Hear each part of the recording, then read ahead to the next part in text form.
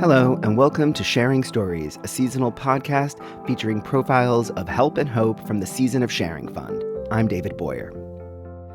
Did you know that 1 in 4 Americans have less than $1,000 in savings, and 1 out of 4 renters spend more than half of their income on rent? What this means is that many of our neighbors are one crisis away from falling behind and having an incredibly hard time catching up. They're one crisis away from having to choose between rent and necessities like food and medicine. And in some cases, one crisis away from becoming homeless. Even in one of the wealthiest regions in the world, precariousness abounds. Thanks to our donors and partner agencies, since 1986, Season of Sharing Fund has been able to provide some peace of mind to more than 185,000 people in the Bay Area. The fund has been there for individuals and families when a month or two of rent made the difference between staying in their home and becoming unhoused. Over the course of this series, I'm going to introduce you to a few folks who've recently received one-time support from Season of Sharing Fund, plus a couple of people who helped make it happen. Hi.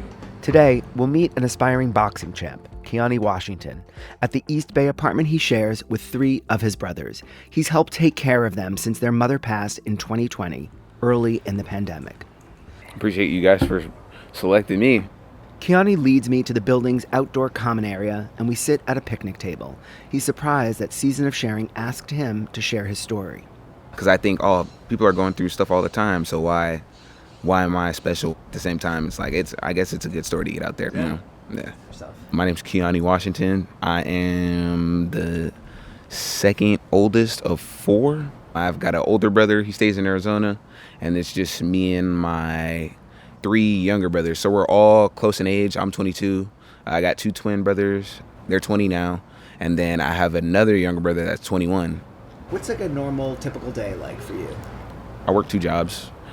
I have a job working at a school. I'm like the security kind of for after school program. I work there from 12 to 6, and then I work at Jack in the Box on this corner right here.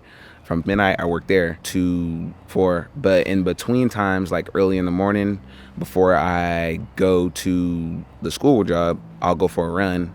And then about 7 o'clock, I'll go to the gym and work out there. And when I get done with my workout, I'll probably take like a little nap, and then I got to go to work again. So that's like a typical day.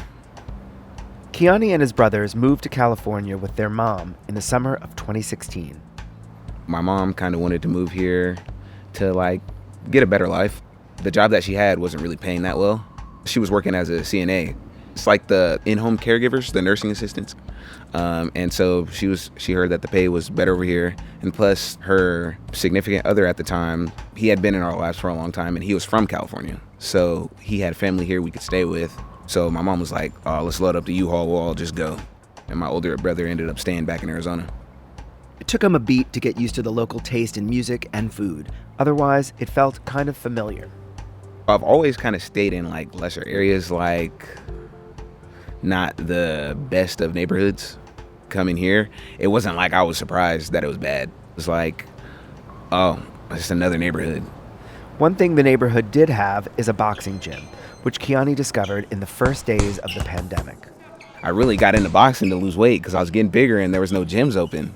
But this gym was open right here.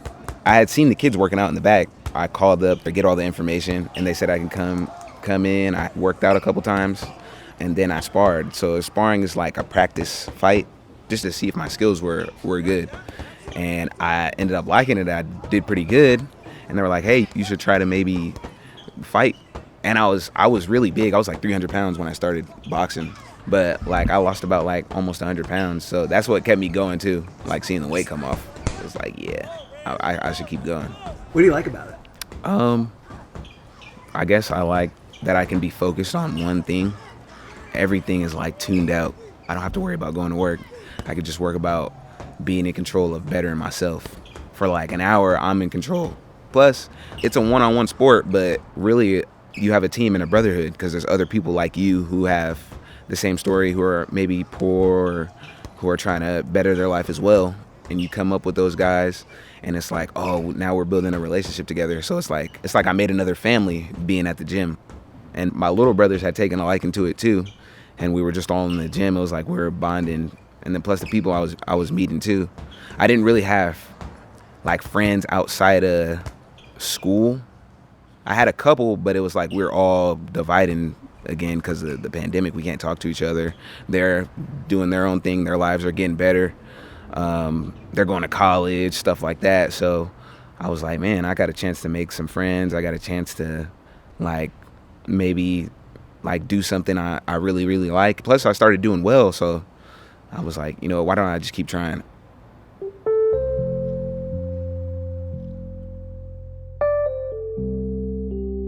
Keoni was in his senior year of high school when the pandemic started.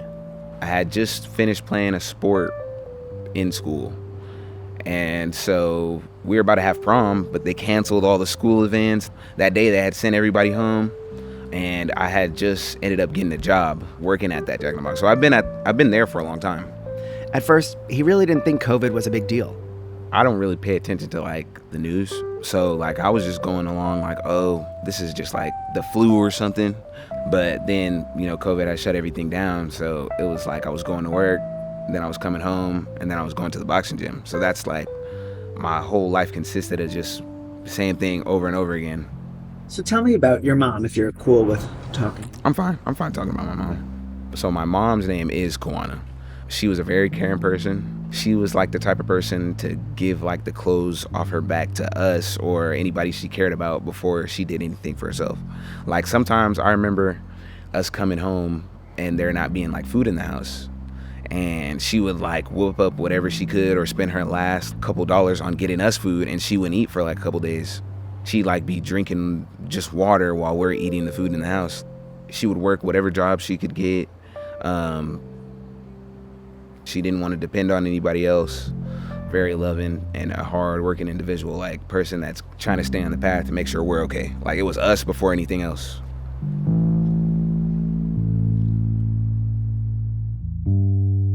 His mom tested positive for COVID just a few days before New Year's. I had gotten a job pre-apprenticeship for a construction company, and I was talking to my mom about like moving out, but she was saying she wasn't feeling good like near that time. She thought she just had a headache. So like for the last couple of days, she would take me to work, but she would tell me like every day, oh, I have a headache, I got a headache. Then she didn't have the strength to get up. And she was like, maybe around January like 5th or 6th, she was like, oh, let me go to the hospital. I need to see if I have COVID. And like surely enough, when I got back home from work, she was like, I got the test results back. I got COVID. And she was just staying in her room. Her condition was getting worse. I was like coming back and forth from work, trying to take care of her. Me and my brothers were. That was like the beginning of 2021. He didn't really have time to process what was going on. He had his younger brothers to worry about. I was like, oh, what are we gonna do type of thing. Because after that, I'd say those next couple of days, she had ended up going to the hospital. I had to call the hospital to come and get her. So for like a couple days, it was just me and my brothers in the house. And her friend would come back and forth to check on us. And so I was really just looking out for my brothers, like going to get them food and things like that. I was like, I gotta take care of them. My mom's counting on me. She would call me from time to time and be like, oh, is everything all right at the house? And she would tell me to like, oh, make them this, make them that. And did you think everything was going to be okay? So it kind of seemed like it, because we had got a call from my mom's friend, and it was like she was getting better, and they had moved her to like a different room of patients that were getting better. Like I was thinking like, oh, everything's cool. She should be coming back home soon.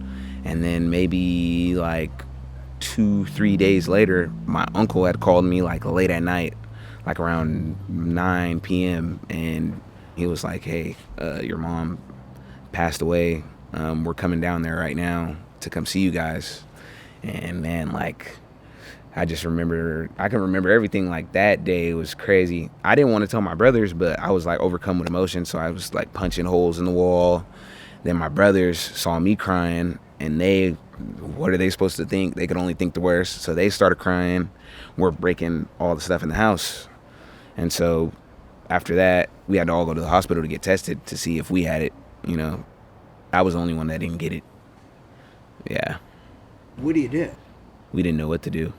Like in the beginning, we were just in the house, like lights off, everybody in their rooms. We're not talking to each other.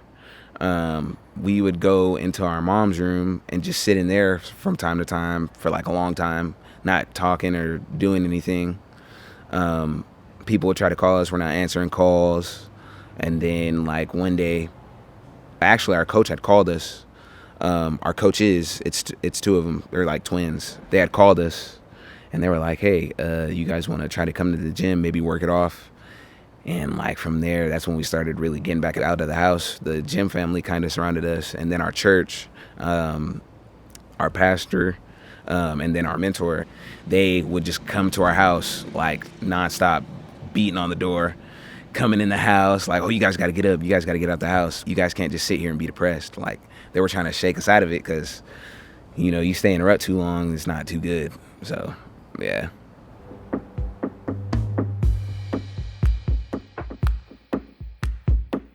The brothers had to decide what to do next. We were contemplating like going back to Arizona. My family wanted us to come back out because they were afraid like, oh, what if something else happens? It's just me and my brothers. We don't have no blood family out here. So they were like, oh, you guys need to come back. And they were talking to our pastor and our mentor and our boxing coaches. And they were like, hey, they need to come back.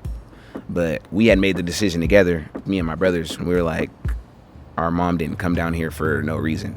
Like we gotta try to stay out here and we don't really care how hard it gets. We gotta do something because it'd be like we failed the mission and we just came out of here for no reason. Like, you know, so our next move is really, we gotta get jobs. We gotta figure out a way to get everything in our name, like all the bills, things like that. Didn't have really time to grieve. It's just like, we gotta go because, you know, the world gonna keep moving. We gotta keep going. My brothers, they had to go to school. I had to get a job closer. I had to go back to Jack in the Box because I had to get on my brother's schedule, taking them to school. I had to handle business at home. So everything kind of like took a hold, like for me, like, you know, yeah.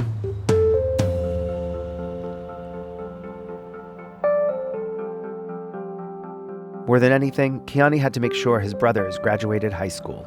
For the longest, it was hard to get them to go to school because they're grieving, and their way of grieving was like not talking to anybody, not wanting to go to school and talk to people.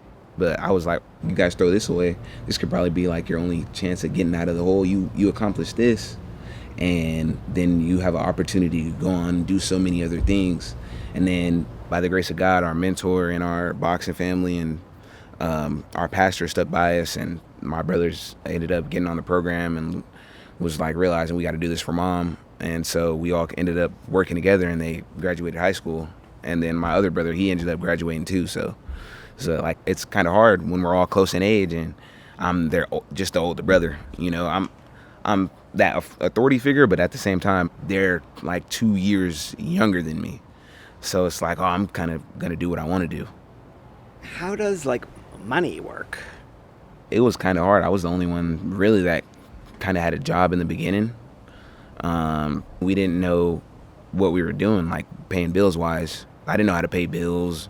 I didn't know how to, like, who am I supposed to come and talk to about the rent or PG&E and stuff like that. So we had to get with all these older people around us to give us wisdom on how to pay bills. And it was like explaining, this goes here, you gotta log into this to do this. Then it took a minute for us to like get everything put in my name. So for the longest, like I was trying to do what I could to pay all the bills by myself. Then it's still like a work in progress now, but my brothers started coming around. They realized, oh, they had to get jobs too now. Now we're like all roommates. Like we're brothers, but we're roommates at the same time. So we depended on each other, you know, so it's still a work in progress. Like money wise, we still learning, like, you know.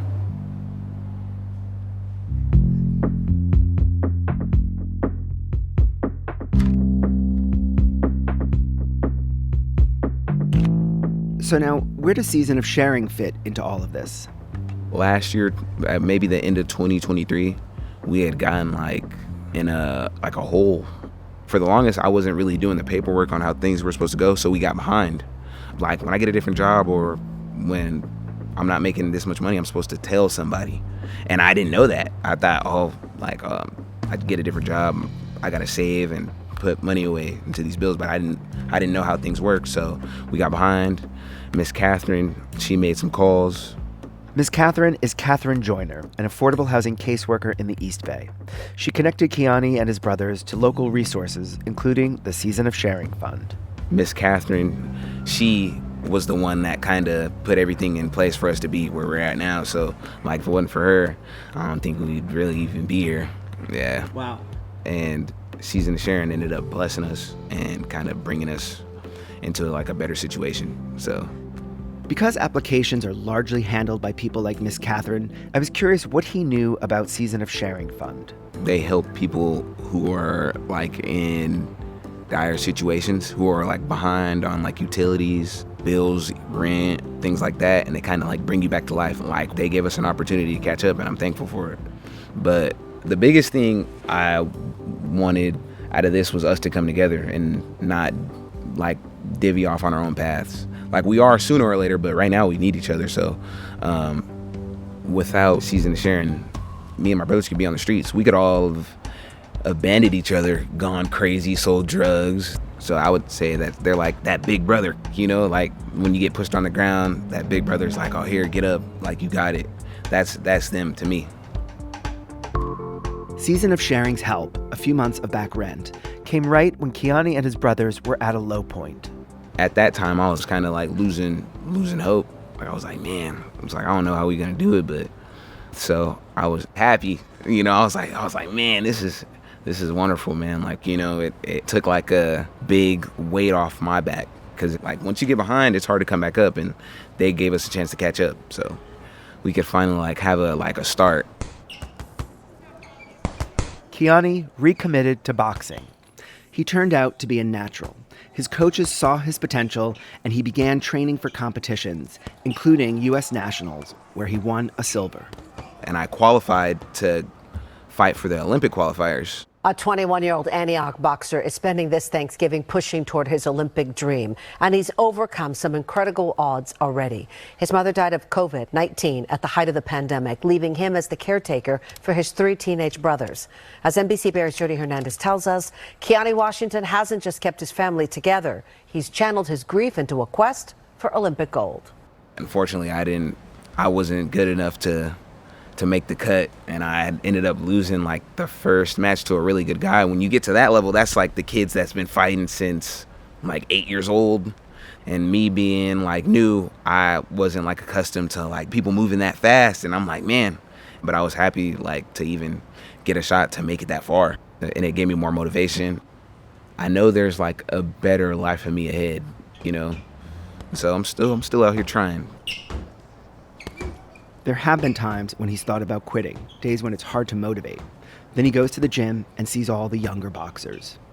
I feel like I'm a role model to these kids, and maybe I could get an opportunity to bring some of these kids with me, like that are going through the same thing as me, and give them like mentorship on how to like escape hard times. Like, well, I'm still going through hard times, but like overcoming, you know? So I ask him what he's proud of. I'm proud of how far we came, definitely. Proud of us making the decision to stay here, because, you know, I could have left to Arizona and been taken care of, but there's no growth in that, you know. So, and then I'd feel like, oh man, I let my mom down. Like, you know, she came here for a reason. She wanted to make it a better life. She always wanted a house, a car. I'm hoping we can make that dream come true and just grow up and just become good men. That's really all. Like, you know, the men that our mom wanted us to be. Before we part, I asked Keoni what he'd say to people who are thinking about donating to the Season of Sharing Fund. I would say do it. You may never know. You may donate to a person and it may make something great out of it. You know, they may plant the seed and you know, have a tree. So I would say do it. You know, it'll put something on your heart, and you could always remember, hey, like I contributed to that person becoming a better person.